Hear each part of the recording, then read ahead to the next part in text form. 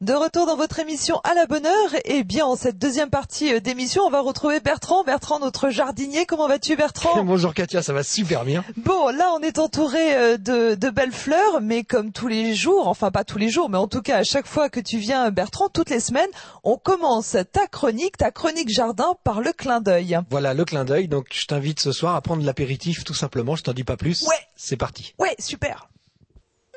Alors là, nous sommes en compagnie de la bourrache, que vous connaissez tous, puisque c'est une plante sauvage, alors qui peut faire à la fois, vous voyez, des fleurs bleues, des fleurs blanches ou des fleurs roses, peu importe. Alors la bourrache est très intéressante parce qu'elle va arriver à puiser les éléments nutritifs du sol en profondeur et les ramener aux plantes. Donc si vous cultivez des plantes, par exemple comme l'artichaut, qui ont besoin de beaucoup d'engrais, eh bien vous plantez de la bourrache à côté et cette plante va aider et va stimuler sa voisine. Une autre petite chose très intéressante, c'est que la fleur, évidemment, peut se détacher et se consomme. Elle est tout à fait comestible. C'est d'ailleurs très bon. Alors, la petite astuce, puisque c'est l'heure de l'apéritif, eh bien, c'est de détacher cette fleur, de la placer dans l'eau avec vos glaçons, de laisser les glaçons, évidemment, durcir, et ensuite, à l'apéritif, de servir des glaçons avec des petites fleurs de bourrache à l'intérieur. Super sympa. Alors, un autre aspect très intéressant de la bourrache, vous le voyez à l'écran, c'est que c'est une plante mellifère, c'est-à-dire que les insectes viennent énormément la butiner. Donc c'est une plante qui est très intéressante au jardin, justement pour attirer les insectes pollinisateurs. Eh bien Bertrand, ce petit apéritif teinté de bleu me plaît beaucoup, franchement, parfait. Alors Bertrand, aujourd'hui donc c'est un jour un petit peu particulier puisque c'est la Toussaint, on ce jeudi 1er novembre. Alors donc forcément tu nous as amené des chrysanthèmes, voilà, pas seulement des chrysanthèmes, on aura aussi de la bruyère, de la véronique, on aura de quoi en fait fleurir les tombes, puisque voilà, tout le monde va se rendre au cimetière, et puis donc on va faire un petit tour d'aperçu sur les plantes pour fleurir les tombes. D'accord. Donc justement, Bertrand, actuellement, c'est vraiment ton travail puisque tu es jardinier dans les cimetières pendant quelque temps. Donc tu connais particulièrement toutes les fleurs qu'il faut mettre sur les tombes. Alors quelle est la fleur la plus connue, la plus répandue Alors la plus répandue, bien évidemment, c'est le chrysanthème. Faut savoir que un tiers des plantes vendues en France dans l'année, c'est le chrysanthème. Un tiers, donc c'est énorme. Sur toute l'année ou juste sur toute l'année? Sur toute l'année. Oui, c'est la plante la plus vendue. Et puis alors pourquoi c'est cher déjà? Premièrement parce que tout simplement c'est une culture, tu vas voir, qui est très longue. C'est-à-dire que ça démarre en février pour être prêt maintenant. Donc ça peut durer 10 mois, enfin entre 7 et 10 mois. Quand tu dis que c'est cher, ça veut dire que ça coûte combien? En moyenne, faut compter entre 20 et 30 euros la potée pour vraiment avoir le beau chrysanthème. C'est vrai qu'il y a des chrysanthèmes un peu moins chers, mais sont beaucoup moins beaux que ceux qu'on a là. Par contre, c'est une plante qui vit toute l'année. Ah oui, alors on va commencer par les chrysanthèmes à petites fleurs que j'ai devant moi. Plus les fleurs sont petites, en fait, plus tu vas arriver à garder le chrysanthème dans ton jardin. C'est-à-dire que tu vas pouvoir le planter. Évidemment, aux premières gelées, les fleurs vont disparaître, mais généralement, au mois de février, ça ressort, ça repart. Par contre, les chrysanthèmes qui sont ici à grosses fleurs, eux, alors là, c'est tout le contraire. On n'arrive pas du tout à les garder au jardin. Et bien souvent, après les premières gelées, faut accepter que le chrysanthème meure. Les grosses fleurs jaunes qui sont, alors on va laisser le temps à notre caméraman d'arriver pour bien qu'on les voit. Donc celles-ci ne tiennent pas très longtemps en fait, non, c'est ce que tu nous disais. Pas très longtemps, mais alors elles sont magnifiques. Et donc alors sur les chrysanthèmes à grosses fleurs comme ça, tu as soit à pétales incurvés ou soit pétales récurvés. C'est-à-dire incurvés, tu as les pétales qui, comme celui-ci, qui viennent vers le centre de la fleur, et récurvés, tu as les pétales qui partent de l'autre côté. C'est les deux grosses cavaleries, on va dire, au niveau des chrysanthèmes. Alors pourquoi les horticulteurs arrivent à avoir des fleurs aussi grosses? Parce que figure-toi qu'au départ, ces chrysanthèmes-là sont comme ceux à petites fleurs, mais simplement ils sont ébourgeonnés. C'est-à-dire qu'au fur et à mesure que la plante va se développer, on ne va préserver que le bourgeon qui est en bout de branche, et on va ébourgeonner tout le côté de façon à ce que toute la sève se concentre uniquement sur le bourgeon à fleurs qui est en bout de branche, et donc ça va donner des chrysanthèmes à grosses fleurs. C'est quoi ébourgeonner? Ébourgeonner, c'est tout simplement retirer les bourgeons qui sont sur les côtés, et les branches. Donc là, tu peux voir qu'à chaque fois, on ne coupe pas, la branche, on enlève juste le bourgeon. Alors qui est c'est sur ébourgeonner, la branche. c'est pincé, bien sûr que si. Alors si le caméraman peut faire un gros plan là, bien évidemment, on va voir que les anciennes branches qui étaient sur les côtés ont été coupées. Voilà, au profit de cette branche principale avec la fleur qui est au-dessus. D'accord. Alors toi qui travailles là actuellement dans les cimetières, comment ça se passe? Comment on fleurit? Est-ce qu'il y a une façon particulière de fleurir les tombes? Oui, on aurait tendance à penser qu'un jardinier de cimetière peut pas prendre du plaisir à travailler. Alors, je vais être un peu glauque, mais on est obligé de passer par là pour vraiment expliquer ce que c'est que jardinier de cimetière. Par exemple, au mois de juin dernier, nous avons refait le carré des anges, ce qu'on appelle le carré des anges, là où on met les bébés. Et donc, évidemment, nous avons fait une belle pelouse, hein, c'est pratiquement une pelouse de golf. On l'a agrémenté de Viburnum tinus à fleurs blanches pendant l'hiver. On a mis beaucoup de rosiers blancs. Évidemment, on a agrémenté aussi de plantes vivaces. Donc, c'est vrai qu'il y a peut-être un peu moins de prestige à être jardinier dans un cimetière, mais au niveau satisfaction personnelle, il y en a beaucoup quand même. Oui, puis j'imagine que c'est malgré tout très intéressant. Évidemment, oui, c'est très intéressant. Alors justement, jardinier de cimetière, donc là tu viens d'expliquer, tu fais des choses assez particulières, mais est-ce que c'est à toi aussi que revient la lourde tâche d'entretenir les fleurs des tombes?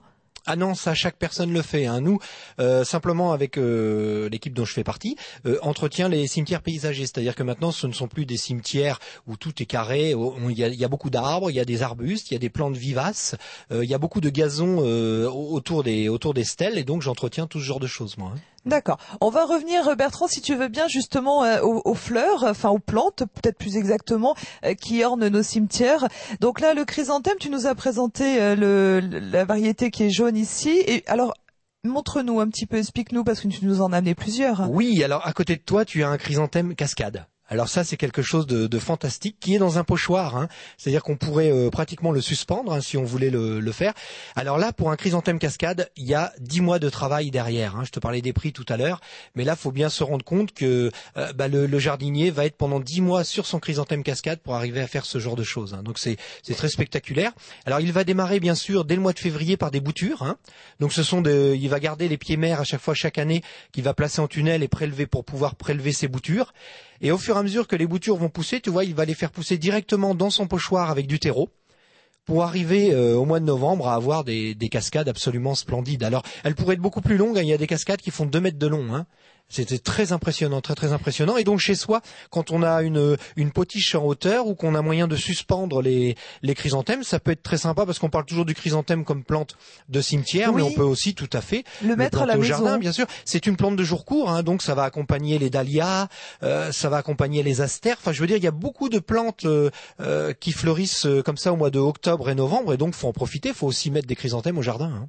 Oui, parce que puis c'est très joli. Enfin, en tout cas, celle que j'ai à côté de moi est très très jolie. Et oui. Quel est le prix d'une plante comme celle-ci? Parce que ça doit être encore plus cher qu'un chrysanthème classique. Oui, mais alors moi je suis toujours un peu embêté au niveau des prix parce que selon les magasins, oui, ça va, bien sûr. Enfin, mais tout à l'heure on donnait une fourchette entre 20 et 30 euros. T'as quelque chose d'extrêmement correct. Hein. Évidemment, tu peux mettre beaucoup plus. Et il est évident que plus la culture va être longue, plus le chrysanthème va être cher. Hein. Oui, évidemment. Alors là, ça ressemble à de la bruyère, ça. C'est de la bruyère. Ah, c'en est. C'est de la bruyère, oui. Connais rien en plante, alors la bruyère, pareil, hein, ça fait partie des plantes pour garnir les tombes, hein, qui tient très très bien. Donc qui fleurit en ce moment. Alors des bruyères, on peut pratiquement avoir des fleurs toute l'année. C'est-à-dire que selon les variétés, il y a des fleurs différentes à chaque fois. Hein. Alors ce qu'il faut savoir sur la bruyère, c'est une éricacée, bien évidemment. Et donc au niveau des graines, parce que beaucoup de personnes récoltent les graines sur leur bruyère et n'arrivent pas à les faire germer, il suffit tout simplement de les faire torréfier. Hein, c'est-à-dire que si tu as une cheminée chez toi, tu fais chauffer un petit peu les graines, hein, tu les fais torréfier comme du café, et là à ce moment-là, quand tu vas les mettre en terre après, elles germent très facilement.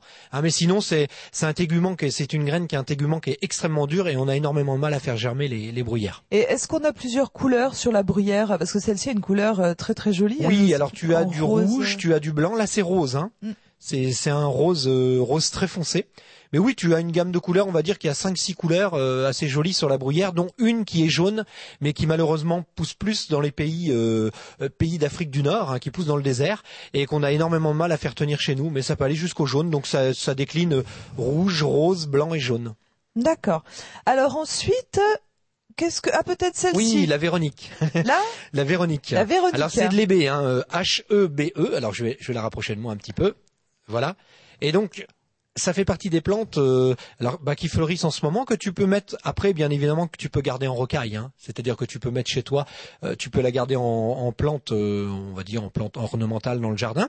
Ça arrive à vivre plusieurs années. Et donc il y a une petite, là j'en ai pas apporté, mais alors la Véronique, pardon, on colle aussi des fleurs dessus, hein. C'est-à-dire qu'on le voit souvent quand on va en jardinerie, on voit des Véroniques, plein de petites fleurs rouges. En fait, ce sont des fleurs qui sont collées dessus. Et ça, c'est une technique horticole qui existe depuis la nuit des temps. On colle des petites fleurs rouges sur les Véroniques pour les vendre aux gens, mais bien évidemment après on voit là les véritables fleurs de la Véronique qui ne sont pas des toutes petites fleurs rouges collées, hein.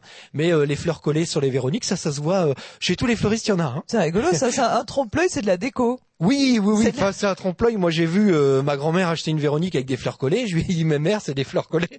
J'ai jamais voulu me croire. Comment t'appelles ta grand-mère, toi? Pardon? Comment tu l'appelles ta grand-mère? Mémère? Ma mère, oui. Ah oui. Enfin, je l'appelais parce qu'elle est partie depuis. Mais bon, voilà. Et donc, il y a des gens qui croient vraiment, en achetant leur potée, que ce sont des vraies petites fleurs rouges alors qu'elles sont simplement collées. Et il y a des gens qui en servent, hein, sont payés pour justement coller des petites fleurs comme ça sur les plantes pour le 1er novembre. Et ça, alors voilà, c'est intéressant ce que tu viens de dire. C'est juste pour le 1er novembre, mais c'est juste sur la Véronique. C'est que sur la Véronique et c'est uniquement pour le 1er novembre, oui. D'accord. Oui. Bon, parfait. Alors, ensuite, moi j'aime bien quand on découvre plein de plantes comme ça. Alors après, qu'est-ce que tu nous as apporté, hein? Alors on a une seconde Véronique, voilà, de l'ébé, mais qui a un feuillage panaché, hein. C'est aussi une Véronique, oui, celle-ci. Oui. Mais qui a un feuillage panaché, hein. Donc, alors quoi dire sur la Véronique? C'est une plante qui va plutôt aimer le plein soleil, hein. Qui est parfaite en pot, parce que c'est vrai que sur les tombes, il faut systématiquement choisir des plantes qui vont tenir dans les pots ou dans les jardinières, hein. Donc maintenant, tu as aussi toute une gamme de petits rosiers, hein, petites fleurs qui tiennent très bien dans les pots. Je voulais un dipladénia, nous n'en avons pas eu, mais alors on en voit énormément sur les tombes aussi. Ça fait des petites trompettes de fleurs qui sont en hélice de bateau. Tu vois, un peu comme une fleur de laurier rose. Et c'est une plante grimpante qu'on peut mettre sur les tombes et qui va tenir jusqu'au mois de février. Ça va arriver à tenir dehors et à apporter de la fleur sur la tombe, quoi. D'accord. Bon, Bertrand, est-ce que tu as un conseil très très rapidement pour justement les personnes qui souhaitent aller au cimetière, qui n'ont pas encore acheté de fleurs? Oui, alors essayer de marier un maximum de couleurs, et puis surtout pour préserver les chrysanthèmes, il y a une combine, hein, quand on les achète en pot, c'est de tremper le pot dans l'eau mais de ne jamais mouiller le feuillage, hein. Et tant qu'il fera, alors parce que c'est vrai qu'après on se dit mais quand est-ce que les chrysanthèmes vont partir, tant qu'il fera entre 12 et 15 degrés, c'est la température du chrysanthème, il n'y a pas de problème, chrysanthème va tenir. Par contre, dès que ça descend dessous de 12 degrés, on commence à avoir des problèmes et évidemment le chrysanthème commence à geler, quoi. Merci Bertrand. Alors malheureusement on n'a plus de temps pour poser la question du téléspectateur, mais je vous rappelle que si vous souhaitez poser une question à Bertrand, vous n'hésitez pas, vous allez sur le site internet et l'adresse mail de la rédaction de Citizen Télé, et bien vous posez votre question à Bertrand. Merci Bertrand. Salut Katia. À la semaine prochaine.